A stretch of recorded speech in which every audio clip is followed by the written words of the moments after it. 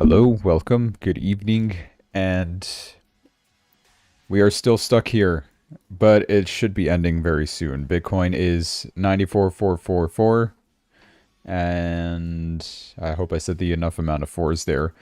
Still maintaining our uptrend, still within this little range, not a lot of movement going on.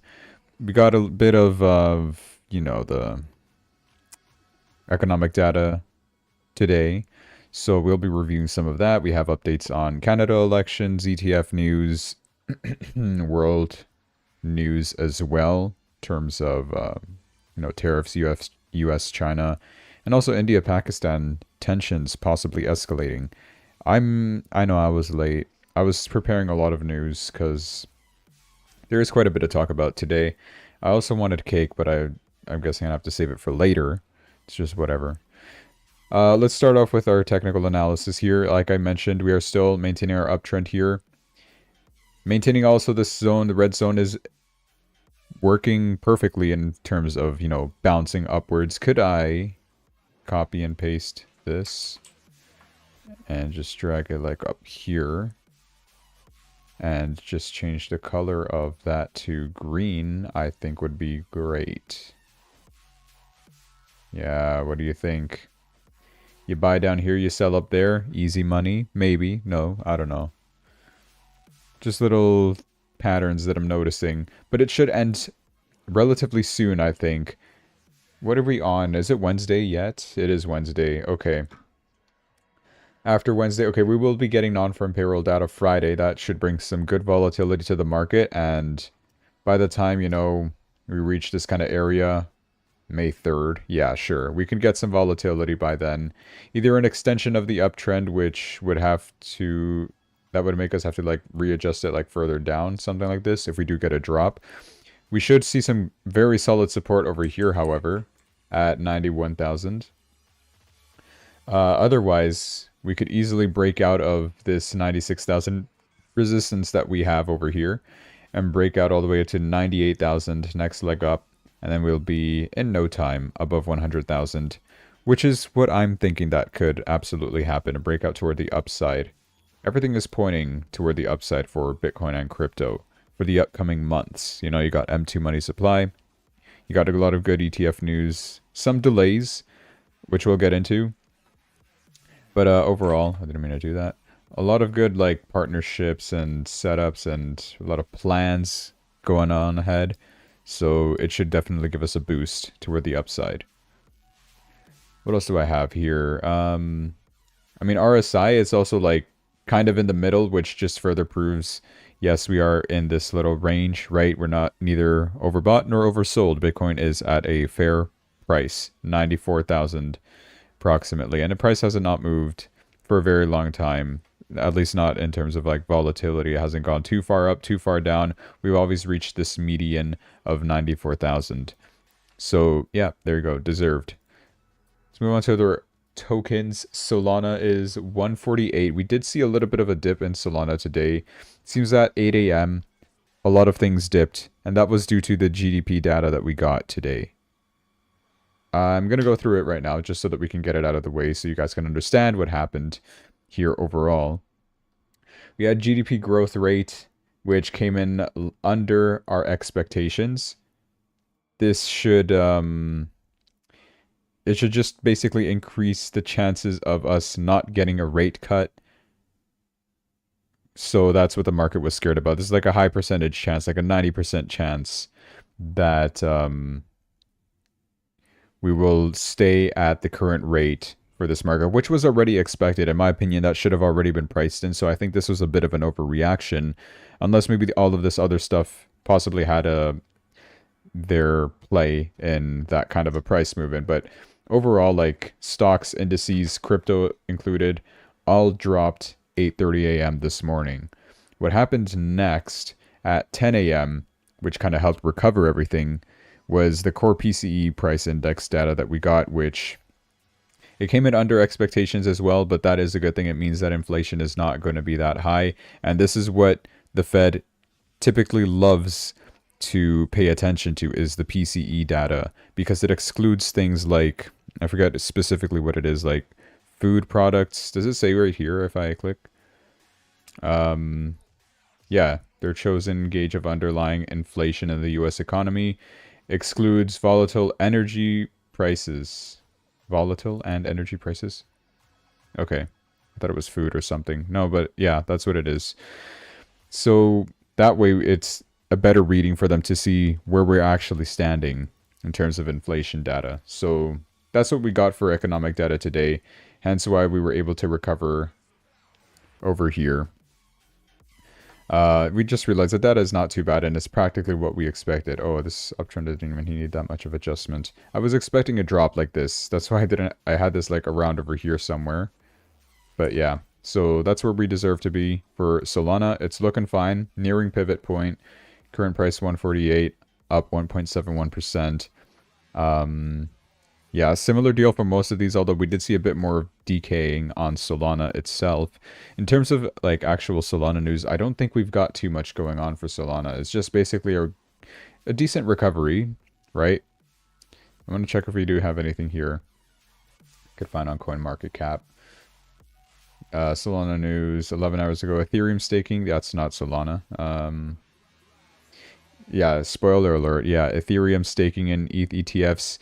It's going to be delayed. It's going to take a while, but it still will be coming soon, according to Vanek. Yeah, other than that, I don't even know why it's talking about Ethereum ETFs, but yeah. Possibly after Ethereum, we could get... There's a lot of possibilities, right?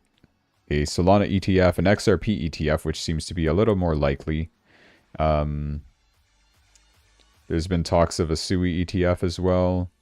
It's all really speculation. Nothing is yet confirmed, and the ones that are confirmed just keep on getting delayed with their decisions. We'll get into all of those when we get there.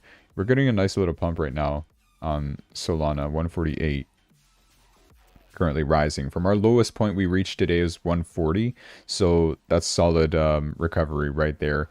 And we'll maintain our uptrend as long as we stay above this support, 136, 137 approximately.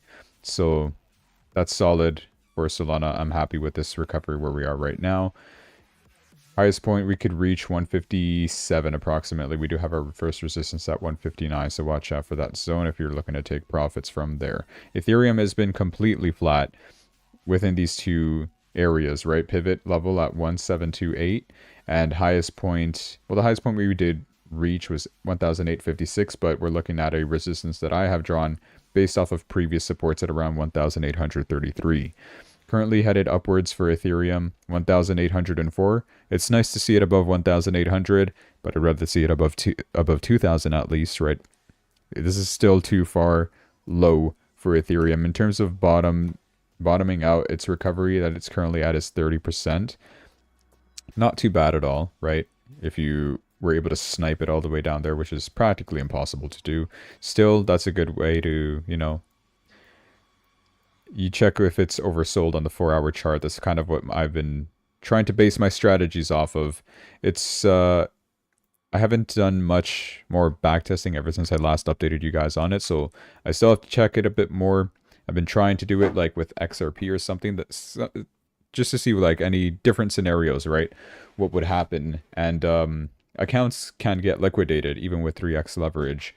So wouldn't recommend it yet until I fully refine my strategy. I'm just letting you guys know what my ideal is for that kind of strategy. So when it's ready, I'll let you guys know, and maybe I'll have it going live, but I wouldn't obviously, it's not going to be a frequent trader because you're looking at a 4-hour chart and you're going to have periods like from here to literally right now, 7 days of no entries or exits, for example, versus because like when you would be taking profits for these amount of days, a day and 4 hours of taking profits partially on each entry. So things like that. And then when you have oversold moments, you would be making buy positions for 20 hours and then another 4 hours over here. That's maybe 1 day, a couple more over here, which you can see it's not that perfect, right? Some of the oversold territories are still at relatively high prices, right? The idea is, though, you buy it down here, you sell off the worst positions first, and then, you know, if things keep on rising, which they should according to this bull cycle, then, you know, you would be selling your better positions that you bought lower at higher prices, and you would be making larger profits that way. So it does require a lot of patience, that kind of strategy I'm working on. Like I said, I'm still refining it, so we'll see how it goes. And in terms of Ethereum here, we still have a long way to go before we consider breaking this downtrend, right? We could survive a 7% drop on Ethereum and still be perfectly fine in an uptrend. That's what I'm trying to say. As long as we maintain ourselves above 1,663. Awesome. Next, we got SUI. Relatively flat as well after a massive rally that we saw, right? We're currently approaching this zone. $3.54 is where we're currently at. The lowest point that we reached today was 327. A lot of volatility for SUI, which is probably great for these kinds of markets where there's not a lot of macro factors impacting the market, right? We're literally, I think we're all just waiting for May 7, not March. May 7, when we get the FOMC meeting and we hear what Jerome Powell has to say about future projections of any possible rate cuts. If he says what we're expecting him to say, that there will be likely a rate cut in the next meeting and that the economic data is good, if he just remains dovish like that, then yeah, markets could see a rally starting May 7. If May 7 there's a surprise rate cut, like he's just like, you know what, I'm just cutting rates even though you guys were expecting me not to, that would be phenomenal for the markets. Everything would start exploding. That could probably be what we see with the India M2 money spike glitch, but it's obviously a glitch. It's not actually going to happen. If you don't know what I'm talking about, it's just this parabolic increase in future projections that just seems super unrealistic, and it was due to India reporting their M2 money supply data, which is wrong. There was a glitch in that. Probably missed a decimal somewhere, so yeah. Anyways, for now, SUI still in an uptrend. Broke its downtrend, which is great. Not a lot of coins did that. I will be removing this officially, and we still got a long way for this uptrend to be maintained. Since it is a volatile coin, like, we could break $3 and head downwards, but I'd still consider us within an uptrend in the longer term, right? We might flip super trend bearish for a moment, which would give us like a resistance probably around where we are right now, 354, until we eventually do recover from that. We would need to seek liquidity though around this zone, 258, 260, I'd say, in order to continue upwards. I'm just giving you guys a worst case scenario. If SUI just gets completely destroyed, I would expect this kind of volatility from SUI maybe. At 26%, I mean, that has happened. So be careful. Like right now, entering SUI is probably not wise due to the potential downside that it could still have while still maintaining an uptrend. So I'd watch out for that. XRP is $2.20, down 1.70%. A little bit more disappointing in my opinion compared to the rest of other coins, especially compared to SUI. I've compared them both. Both were at $2.04. SUI has obviously completely outperformed XRP. XRP stuck at 220, has not been able to pass 230. 236 was his highest point here, but colliding with that resistance zone, it's bounced a little further down. We did seek some liquidity right over here. So uptrend is still maintained according to the 4-hour super trend. That's good to see. This is from the drop that we experienced 8:30 this morning, where we went from 223 to a low of 211, 212. Yeah. We've recovered from there. We're at 220 right now, which is fine. Most coins are recovering because we just realized, you know what, this economic data is not that bad as we expected. So on our way up still. That's pretty fine. Next is Litecoin. Not a lot of movement for Litecoin either. Actually a little down, 2.16%. Current price $84.51. We had the same drop today, 8 a.m., 8:30.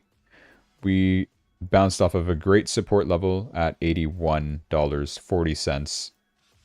And from there, we're on our way back up, recovering $84 currently, $84.51.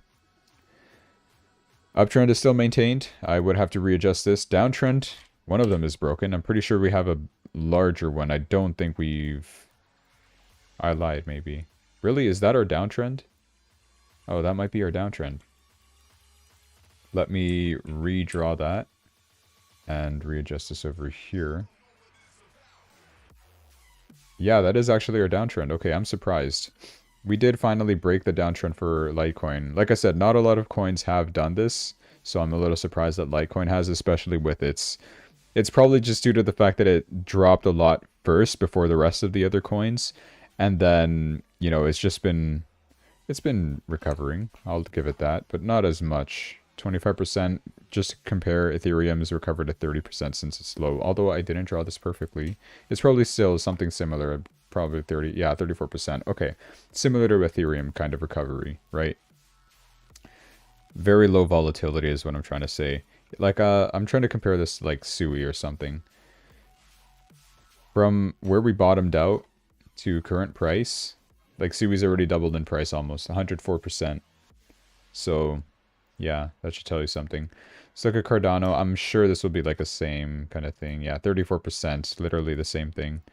Downtrends for Cardano, it's really hard to draw because of massive like volatility spikes that we had. This one was from the crypto reserve announcement that never came. Yeah, what's up with that, by the way? I haven't heard no updates on that crypto reserve where the US government was going to have a reserve for Bitcoin, Ethereum, Solana, XRP, Cardano, those 5 coins. Pretty sure. Yeah. We got the Bitcoin reserve. It's official. It's just, but people were a bit upset about it because it's just the 200,000 Bitcoins that we have, we're just not going to sell it and we're going to use that as a reserve. And there's no plans to buy anything yet. Nothing announced yet officially to how to acquire more Bitcoin. So that kind of upset markets, and on bullish news like that, we had a mass drop on Bitcoin. But you know, people have kind of forgotten about that. We're way above that. This is back when Bitcoin was like in the 85,000s approximately. Wouldn't surprise me if it was one of these candles like this or something. No, this is crypto reserve announcement, and then Bitcoin reserve. No, that's 2nd of April. That's Liberation Day. It was one of these. Pretty sure it was this one, probably 6th of March. Yeah. But yeah, Bitcoin's also one of those coins that has broken its downtrend. I'm pretty sure most of these have probably. We're forming new uptrends. I think bull market it was resetting, so now we're on our way back up. Just a bit of uncertainty at this moment. Will we drop and seek some support, some more liquidity before the next leg up? Or will we get some crazy bullish announcements? One from this Friday and the next one from... Is it a Tuesday, May 7? No, that would be Friday, Tuesday. Let me go to my calendar next month. No, it's a Wednesday. Wednesday next week. Yeah. Yeah, 1 week from now. Of course, we're April 30. I'm blind. So that's what we can expect for now. Did I even mention the prices of Cardano? It's 68 cents, down 1.66%. Lowest point today was 66 cents. Highest point that we have ever reached since our recovery is 74. Recently, we have not been able to achieve that. Highest point very, very recently was 71, so that's probably what we'd be looking forward to. In terms of resistances, I'd pay attention to 75. Support, we kind of used that already at 67. We bounced up from there, so I think we're still solid on our uptrend right over here for Cardano. Good stuff. All right, let's move on to some news. First bit of news is this one.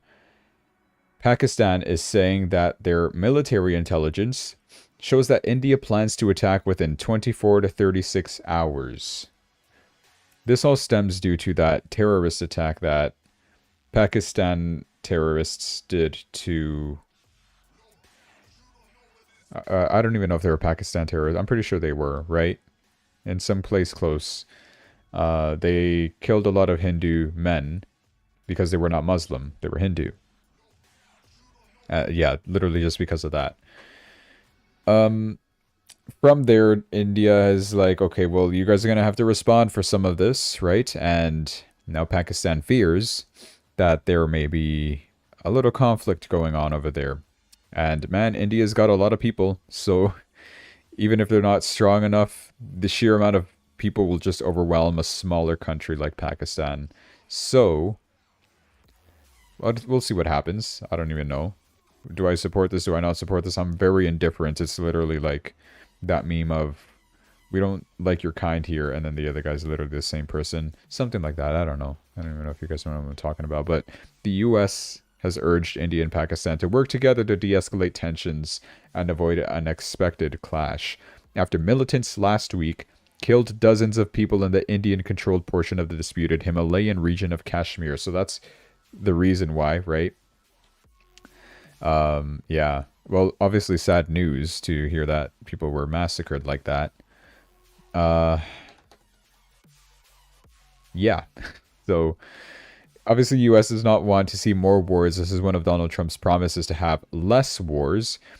He still has to work on, Ukraine, Russia. He's still, he's keeping China in check. They're keeping China busy with the tariffs so that they don't got to worry about invading Taiwan. What are the conflicts we have? Israel and Iran at this point. Maybe a bit of tension there still, like low key, but I think they're going to work something out soon, hopefully. The idea is to like denuclearize Iran or something. They're trying to get them to sign a deal. I don't even know if Israel is like trying to attack them or something. So yeah, we'll see what comes out of that. Honestly, right now I'm not too aware of what's going on down there, but it seems like the Houthis in Yemen are chilled out for now after the U.S. gave them some strikes. It seems to be a little calm now, unless they're plotting something underground. I don't even know. But we'll see. So this is the new war that's kind of sparking up. I hope oil prices go up. I started investing in oil again, crude oil. I'm not saying I hope a war starts, but, just in case it does, I'll have some refuge already purchased there. And it seems to have, like, no impact on oil. Right now, it's, like, very oversold. Let me go to the price of oil so I could show you what I'm yapping about.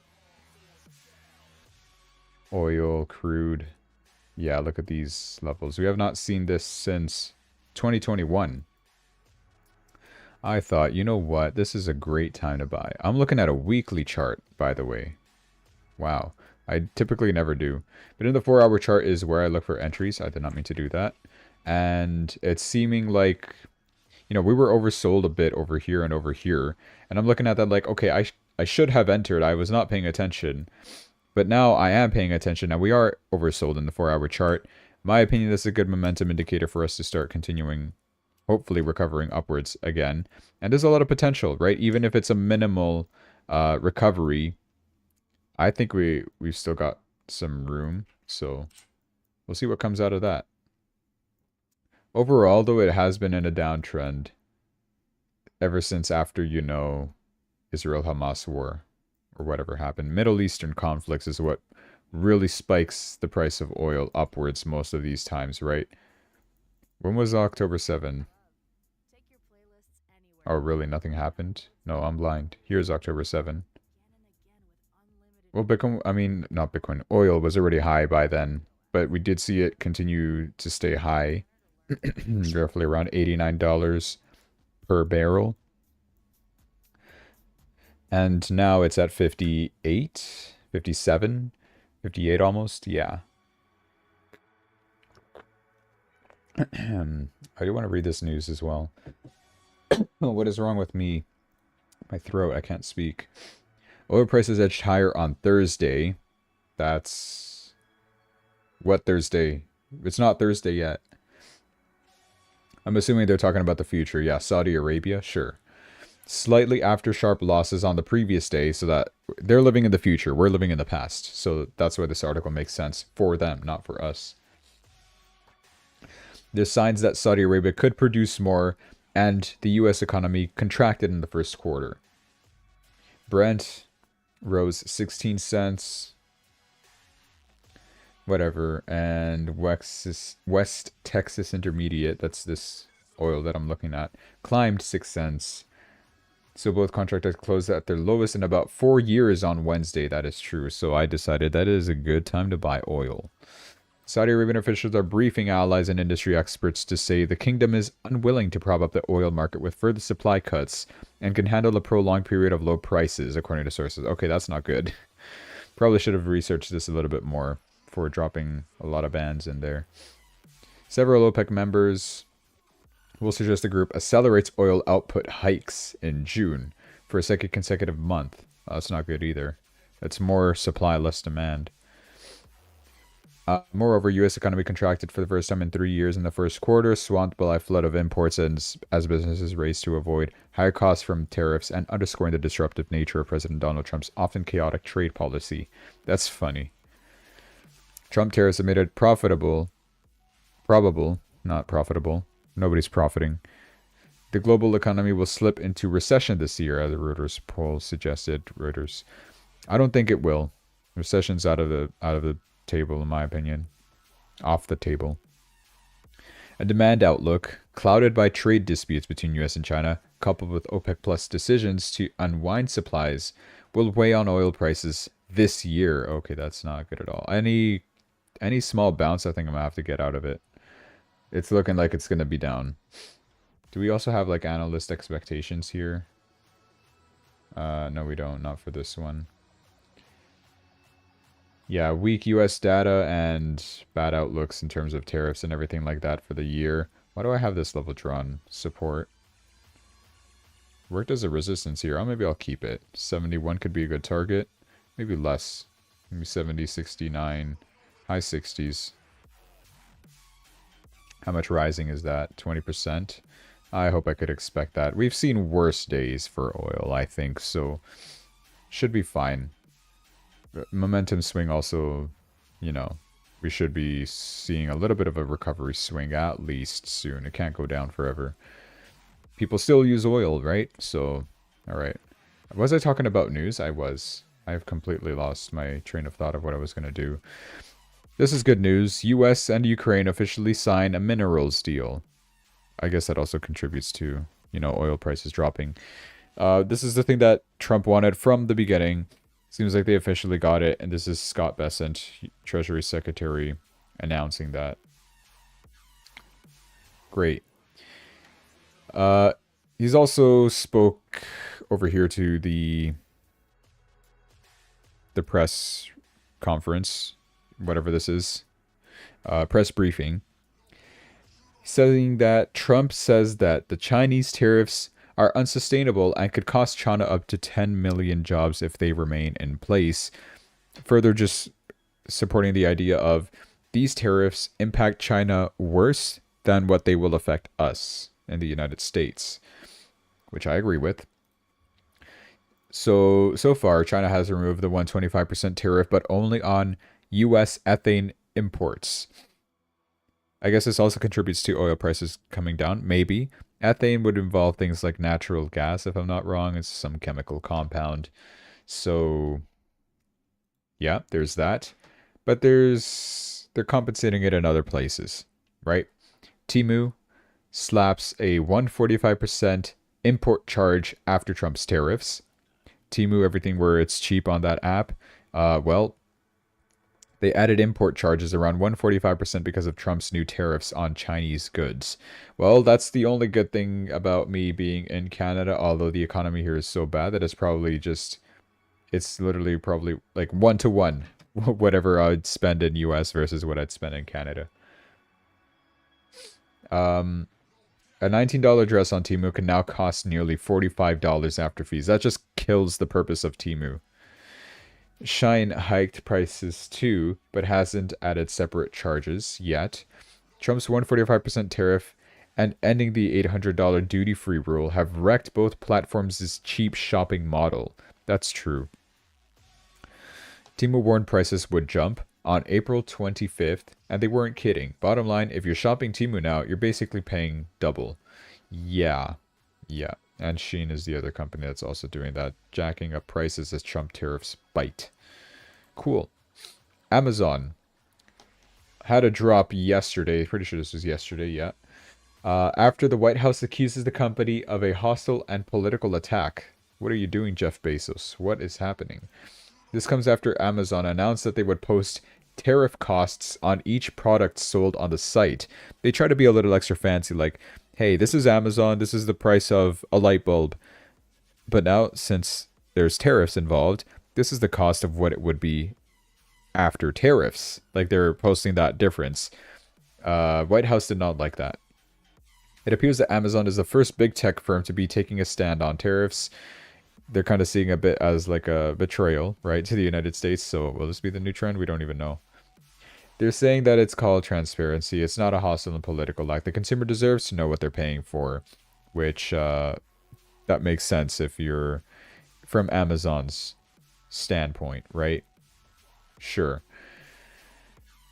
Minutes after President Trump called Jeff Bezos this morning, well, yesterday morning, Amazon caved and backtracked on their plans to display the tariff prices next to products on the website. So it's not going into effect anymore, and Amazon's stock price has since then, I expect, recovered. Amazon.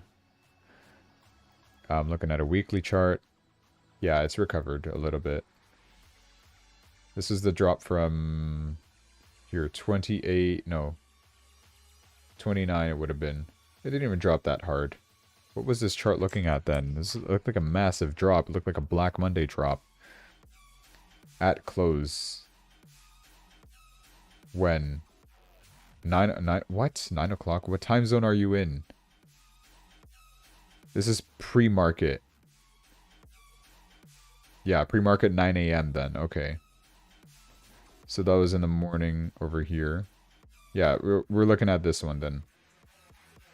It's this candle, and then it recovered after they said, nah, we're chill, and then we're on our way back up. Earnings are coming out tomorrow night for Amazon as well. So should also help determine whether or not tariffs are really having an impact on Amazon. This is a bit of the stock news that I wanted to cover. So there you have that. Bit of drama going on there. Microsoft CEO. This is just interesting. It's not really major stuff. I just thought I wanted to share it. Is this Microsoft CEO, isn't it? Bill Gates? Who is this guy? Anyway. Says that AI now writes almost 30% of all the new code at the company. And I think that's actually going to be true going forward. Like, AI will just take over coding. You just got to know what to ask from it, and it will have it coded for you. And I have used it as well. It's pretty good. But it's not perfect. It's not perfect. There's still some flaws that I myself find and pick out, and I have to change it because I know my fair share of coding, so I do have to go back in and review and try to understand what's going on, make my little add my human touch to it, you know. Starlink for Apple, good partnership going on here.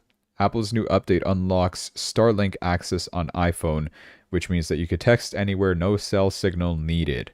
I used to think this was it iPhone 14, I think, and onwards. Like, if you could use satellites for texting, right? So I guess that makes sense. Cool, but integration's happening there. Obviously, Starlink belonging to Elon Musk and Apple is Apple. Trump's 60-day Bitcoin order expires on May 5th. Okay, let's start talking about Bitcoin and cryptocurrency news. This is something that was posted from here after the Bitcoin Strategic Reserve. They mentioned within 60 days of the date of this order. That would have been... When was it really? Like, I just gave a random date and I'm assuming I was correct. It was not April 2nd. Where was crypto? Yes, this. And then I'm pretty sure it was this. I'm pretty sure it was March 6th, if I'm not mistaken. When was Bitcoin Strategic Reserve announced? USA. Thank you. Yeah, give me a date. March 6th. March 6th. Did I say that? Yeah, I did. Okay, so this was the right candle. Wow, I memorized candles. That is impressive, isn't it? Anyway, so 60 days from there. This means, you know, next week, right? If it was March 6th, 2 months from there, 60 days, would be May 5th, May 6th, approximately. The Secretary of the Treasury, Scott Bessent, shall deliver an evaluation of the legal and investment considerations for establishing and managing the strategic Bitcoin reserve and United States digital asset stockpile going forward, including the accounts in which the strategic Bitcoin reserve and United States digital asset stockpile should be located, and the need for any legislation to operationalize any aspect of this order or the proper management and administration of such accounts. I'm hoping they just announce how they're going to purchase more Bitcoin So it should be good if they do announce a way like, okay, who knows? Maybe we'll sell our gold and buy Bitcoin with that. That would be pretty cool. It won't cost taxpayers any money, and gold is at very high levels, in my opinion. I don't know. I don't know. We'll have to wait and see what they actually announce. So next week could bring some bullish news. That's looking like a Monday, if I'm not mistaken. So that'll be cool. Yeah. Bitcoin Strategic Reserve exists. Trump Tower in Dubai will now accept crypto payments. I didn't even know there was a Trump Tower in Dubai, but, well, there you go.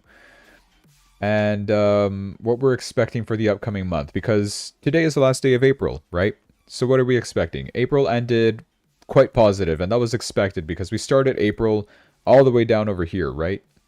Well, not even that far down. We're like over here. 85,000 approximately on April 1st. And then we had a drop over here. I thought we would have bottomed out from this drop over here in March. But it turns out we went and paid that price another visit and a little further down, a little too close for comfort. But the uptrend still maintained from long term. A lot of altcoins lost their uptrend, they broke them, and their downtrend has prevailed. But now the opposite has happened, and it all changed just in this month of April. You know, saw a bit of a downturn, and already a recovery for most assets. So that's pretty decent. I don't think I need this anymore, nor this. There are new ranges up here, so I'll keep that level drawn. This support no longer valid, in my opinion, or maybe... no. Alright, how do I delete? Please delete. No. Delete. Thank you. Alright. So, what are we expecting for May? Here's what it is. May 2025... Did I say that right? May 2025 looks more like a setup for upside than a month to bail out. There's just too much bullish stuff happening.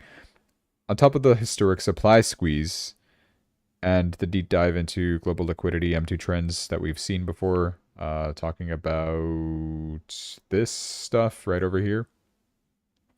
We're expecting Bitcoin to continue higher. Like, it's been proven even back to late 2023 that the correlation exists with Bitcoin and M2 money supply. So that, there's a few more things to think about. Stack it all together, and honestly, you'd have to be out of your mind to sell right now. Not financial advice, you do you. Firstly, May's track record has been pretty decent. Do we have any images? No.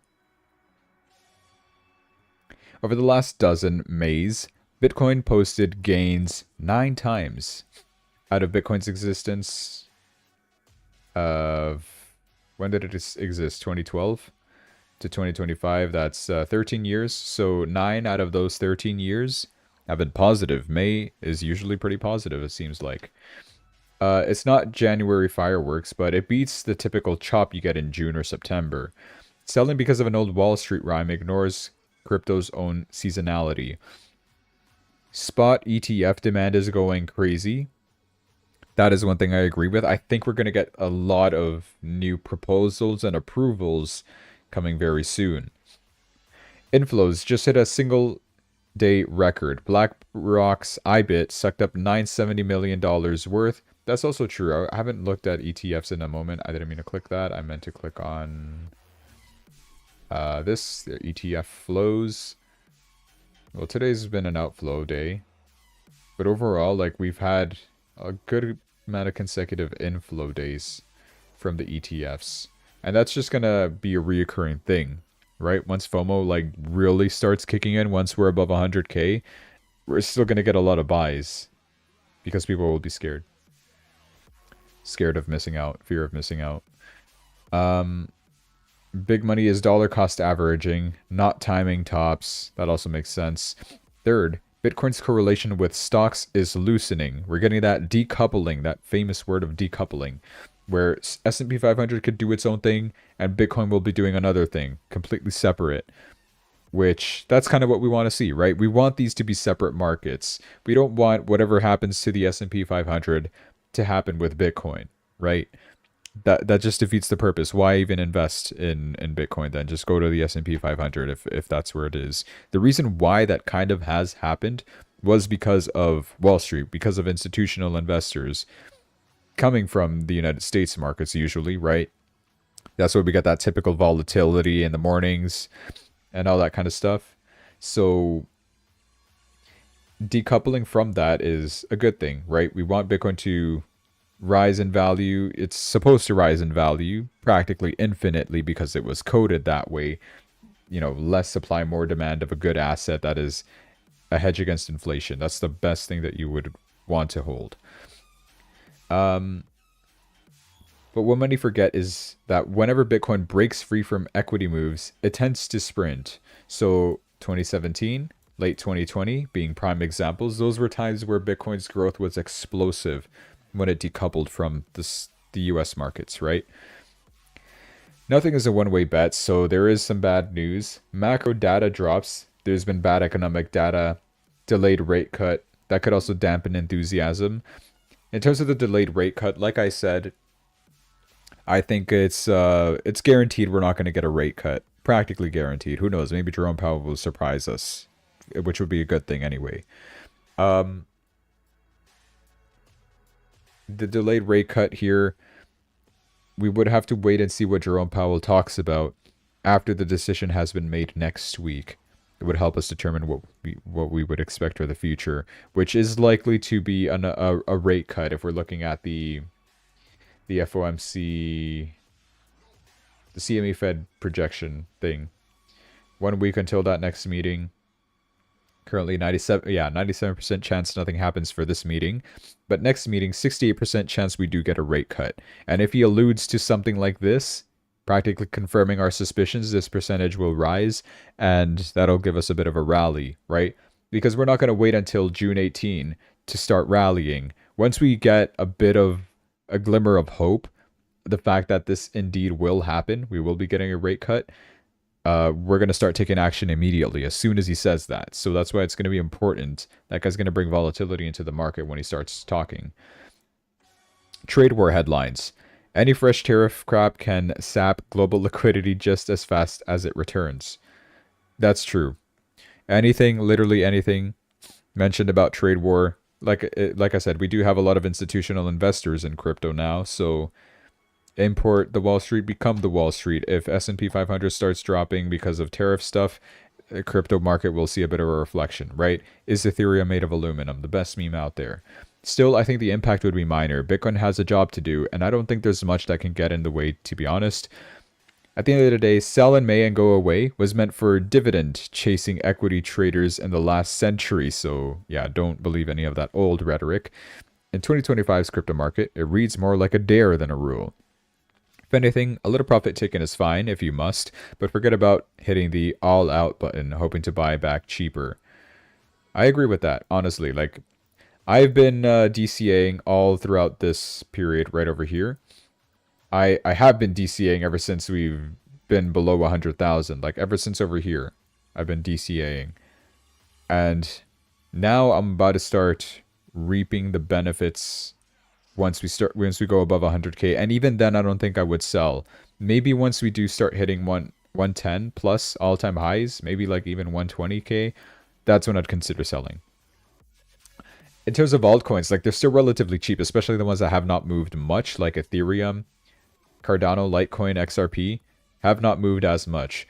Solana has had a moderate recovery. It's fine. Sui has had a massive recovery, and it's like at a point where you cannot buy Sui right now. It's too expensive. But, I mean, if you're going to do this for very, very long term, do it on the spot market. And there's a lot of projections of Sui maybe hitting... Obviously, you're going to hit $5, guaranteed. Maybe $10. Who knows? Maybe that's a bit of a stretch. I don't know. So, yeah. We're talking about, like, long term, though, for this whole cycle. Nice.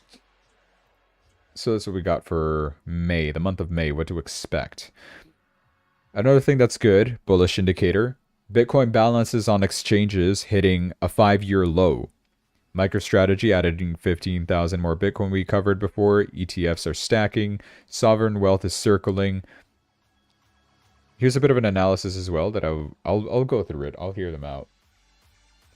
Why are we not seeing the price explode, right? Because these are all bullish indicators. It's going to come soon, I'm pretty sure. Bitcoin is flying off the exchanges. Some of it is going into cold storage, which is bullish. That's long-term conviction. There's less Bitcoin available to be purchased because now people will start hogging their Bitcoins. They will not sell, right? That would add to the scarcity factor and make prices increase. Less supply, more demand. A large portion is flowing into institutional custody as well, though. So that's ETFs, fund administrators, trading infrastructure. It's the Wall Street people. The coins aren't gone. They're just moving upstream. That could also be the case, right? So it may seem like, yeah, there's less Bitcoin on exchanges, sorry. But that's because it's now being provided by ETFs, right? These institutional investors that are providing their own Bitcoin now. Obviously for their grimy little hands, whatever they do with it. Not all of this Bitcoin is idle, though. Some of it is held passively, some of it is active, used in structured products, yield platforms, or as collateral. So yeah, the exchange balances are dropping, but that doesn't mean price will rip immediately because Bitcoin is still a market, and in markets, sellers never disappear. Some traders are looking for short-term gains, some are looking for long-term gains. Some are long-term holders shaving off profits. Some are speculators who never understood what they bought. That's pretty funny. The higher the price, the more they appear.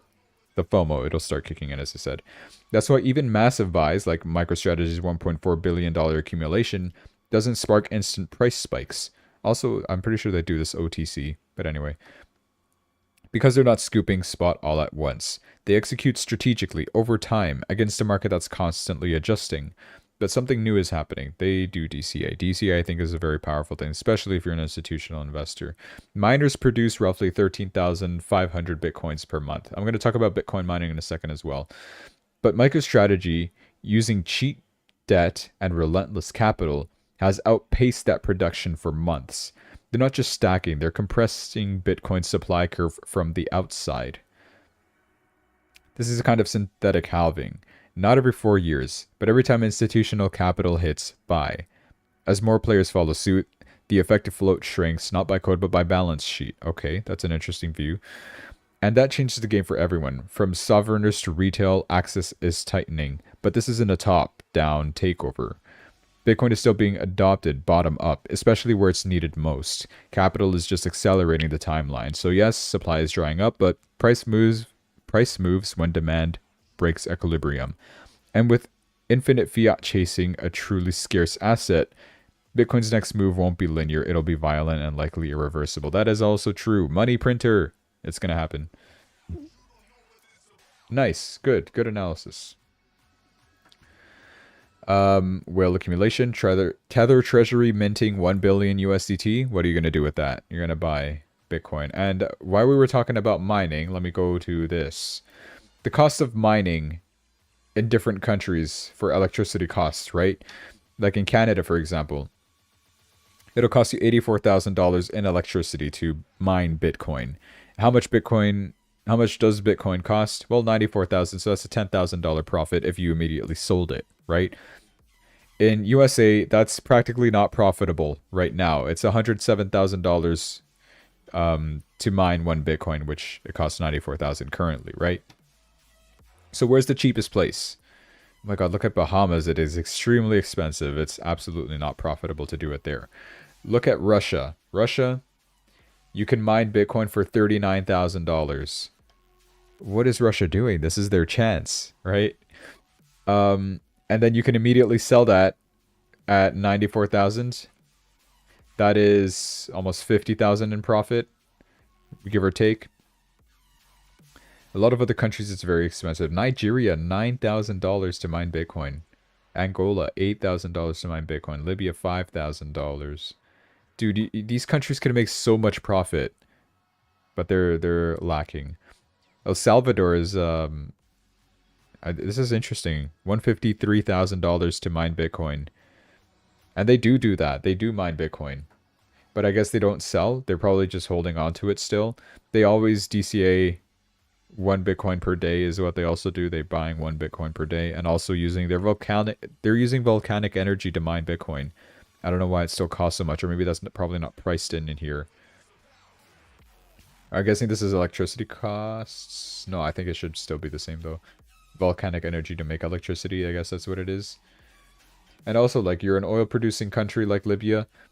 Like, these smaller countries, easy mining. Saudi Arabia, $31,000 to mine Bitcoin because of all the oil that they have, right? These are rich countries. They could be like much richer just by mining Bitcoin and then selling it off. Although we kind of don't want the miners to sell Bitcoin. Who knows? All right, ETF news. The Security Exchange Commission delaying their decision for Bitwise Dogecoin ETF. Can you imagine a Dogecoin ETF? The new deadline for approval, denial, or further action is now going to be June 15. Okay, we'll have to wait and see by June whether or not we're going to get a Doge ETF. Dogecoin ETF. Who knows, man?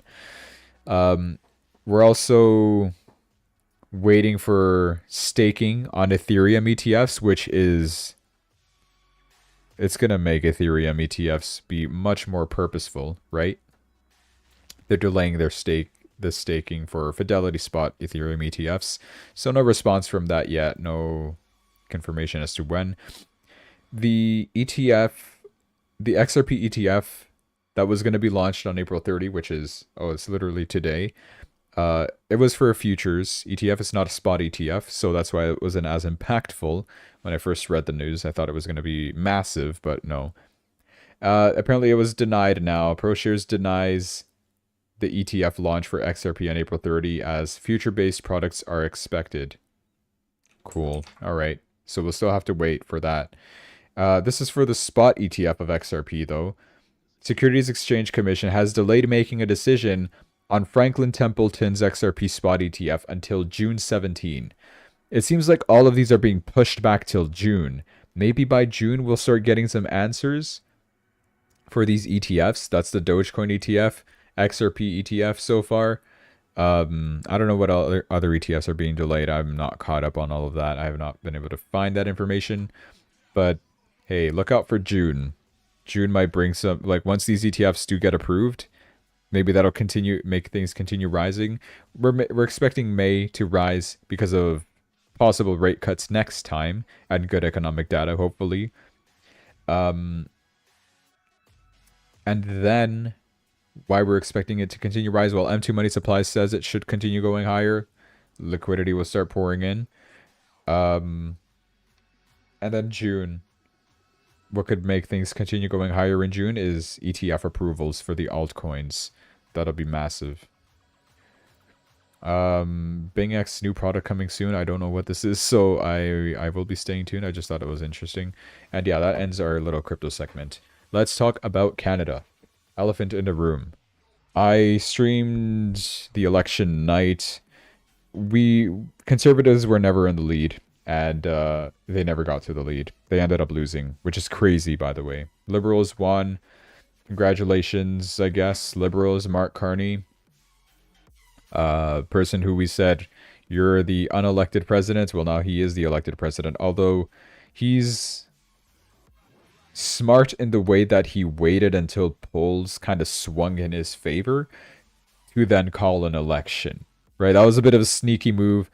I'm pretty sure if we waited this out until October, which was one thing that I did mention before, like if we wait until October, it's guaranteed conservative win. But if Mark Carney is smart, he will pick elections before then, once polls swing in his favor. I did mention something like that, and ultimately that's what happened, and he won. Why? Because tariffs, because Trump. I think this, okay, I'll explain why I'm gonna start blaming Trump for Mark Carney's victory over here. Trump wants Mark Carney to win because he thinks that it's easier probably to annex Canada into being the 51st state. Like, even the odds of that has started to increase a little bit, right? Nothing massive. It's not confirmed. Literally went from a 1% chance to a 2% chance of will Canada join the US as a 51st state before July. After the Liberal victory, that chance has a little bit been increased, right? So, which is ironic, by the way, because and according to the polling, right, people were saying, oh, it was literally this, like, okay, which candidate do you think is better for housing? That's Pierre Polyev. Which would be better for the economy, Pierre Polyev. Which would be better for immigration, Pierre Polyev. For jobs, Pierre Polyev. Everything. And then when it came to which candidate would be best to stand up against Donald Trump, it was overwhelmingly Mark Carney. And that's probably the only reason why people elected this guy, is to stand up against Trump or whatever. So thanks to that narrative, and also Pierre Poilievre's, I'll talk about it later. First, let's go through the results. Okay. Good news, Jagmeet Singh lost in his own little district, Burnaby Central in British Columbia, NDP, and they actually did not get enough seats this time, so NDP will not be able to be part of a party. And deserved, mostly, because ultimately Jagmeet Singh sold out Canada for 4 years straight and purposely destroyed his own party to prevent Pierre Poilievre from becoming PM. This guy was backing the Liberals on practically everything, right? He could have catalyzed calling an election by the time that Justin Trudeau resigned, when Mark Carney was still not in. And by then, of course, Conservatives would have won. They had a 25-point lead. And then Mark Carney came in. Mark Carney gave his little Orange Man bad speeches, elbows up, and we will never be the 51st state. And polls swung in his favor because of that. Strategically calls an election, wins, and yeah, well played, I guess. Well played. He has the power to do it, and NDP backed all of that. Now, Jagmeet Singh lost his seat in Parliament, and now he's unemployed. There you go. He breaks down in tears as he announces his resignation as leader of the NDP, stepping down, losing party status as well. So now the only parties, I think, now that will be in Parliament, most of it will be Liberals, Conservatives, and Bloc Québécois, surprisingly. Now we're all keeping our eyes on the Bloc Québécois to see, will they align more conservative or will they align more liberal? Because Liberals did not win a majority, right? So we're going to need some support from the Bloc Québécois. Who knows? According to the debate I saw, I did see Bloc Québécois being very critical of the Liberals and Mark Carney and NDP. So I'm hoping the guy leans a bit more conservative. I forget his name. Was his name Francois? Bloc Québécois leader.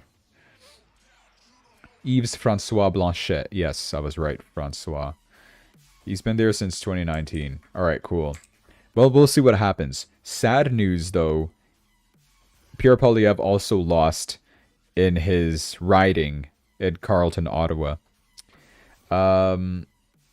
So now it seems like the Conservatives, he doesn't have a seat in Parliament, right? So who's going to be the new leader of the Conservatives? I think he still will be. He'll just be doing stuff behind the scenes kind of thing. I'm not too sure what the next move is here. I haven't heard anything. I haven't seen anything else, any updates from the Conservative Party about that. But this is saddening. And, well, there's a couple reasons why I believe Pierre Poilievre lost in this. First of all, the ballots, they had 96 candidates in here. For your typical Canadian who doesn't understand much about politics, maybe, you're looking at this massive list of 96 people. Why 96 people? Because you're in Ottawa and you're going to have a lot of independent people. Most of these are independent party, right? And then it's going to take you a long time to look for liberal. Okay, here's liberal. And then conservative. Here's conservative. But there's just so many names on the ballot. It was such a long sheet of paper, longer than the legal size paper. You know what I'm talking about? It looked like a receipt. It was so massive. But yeah, I guess that could have maybe just outraged some people. Oh, I'm just going to vote for whatever, right? That could have been the case. Another thing is that the Trump situation that I mentioned. When I showed you guys that tweet, right? Right before the elections happened, Trump put out a Truth Social post, something along the lines of, good luck to Canada, but, it would be better if the leader was the guy that gives you good military power, stops the tariffs, and all of that stuff, lower taxes, better income. and a stronger dollar, things like that. He's basically alluding to, let me be your new prime minister and you guys become our 51st state. He's trying to annex Canada, right? And that's the narrative that the liberals were using. Like, okay, we will not let Trump overtake Canada. You got to fight for Canada, guys. Vote for us. And of course, if you're a liberal, you do dislike Trump, right? Because you're on the left side. Trump is more on the right side of politics. So that just further united all these people to say, okay, we don't want Trump to take over us. We don't like Trump. And Pierre Poilievre also aligns with Donald Trump because he's conservative. He's also right wing. So a vote for Pierre means a vote for Trump. That's what they were thinking, right? So in order to deter this kind of idea, Pierre Poilievre did respond to that tweet saying that we're a sovereign nation. We're not going to let Canada become the 51st state. Literally repeating kind of the same thing that Mark Carney was saying, right? He could have said, let's talk, President Trump. Let's find common ground for the good of both our nations. We kind of did also want, at least people who are on the right side, if you do support Trump, you do want Pierre Poilievre to be more like Trump, which in most cases he is. But when he put out a tweet like that, like kind of a bit anti-Trump is what that tweet seemed like, people were like, it's over. Why did you say that? Why did you have to, the timing of this is inappropriate. Why did you have to say this now? And ultimately, most people think that that is what cost him the election, right? Instead, he chose to ride a wave of anti-Trump rhetoric, right? That's the stuff that we did not want to see, hoping that it would pay off politically, but it didn't. The move felt more like a calculated jab than real leadership, and voters saw through it. Instead, he came off sounding like a less liberal Mark Carney. That miscalculation sealed his defeat, and he even lost his riding. He lost in Ottawa. Yeah.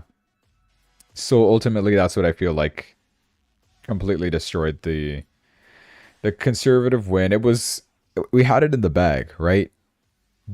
Before, during, after Trudeau resignation, conservatives were absolutely in the lead. Mark Carney comes in, says Orange Men bad, and then wins. Strategic timing for that. And Doug Ford, of course, we know he's secretly liberal. He's probably a traitor. A lot of people are saying you're a traitor. Literally this, right? Congratulations, is what he's saying. And also, well, he's still saying like we're gonna work on improving Ontario and all that kind of stuff. I hope he does follow through with that, but I don't even know if I trust this anymore because he's supposed to be conservative. But I don't know. He's been having a lot of private meetings with Mark Carney, and they seem to be like pretty good buddies. So I don't even know. We'll just hope for whatever's best. And I mean, even if you take the polls to something like Twitter, you'll see that conservative has an overwhelming majority. I think I shared this before. 54,000 votes saying that they would be going conservative, 77% of them, versus 16% liberal. Like, just looking at this, it's an overwhelming majority for conservatives. But that's probably just bias from Twitter, maybe. Maybe people who aren't even Canadian, like, obviously clicked on this. Yeah, Twitter's probably more right-wing biased because, that's where we get all our news from. So, cool. Yeah, but ultimately it is what it is. You have to suffer another 4 years of high housing costs, high taxes, and high immigration, low housing, more crime, and more wokeness.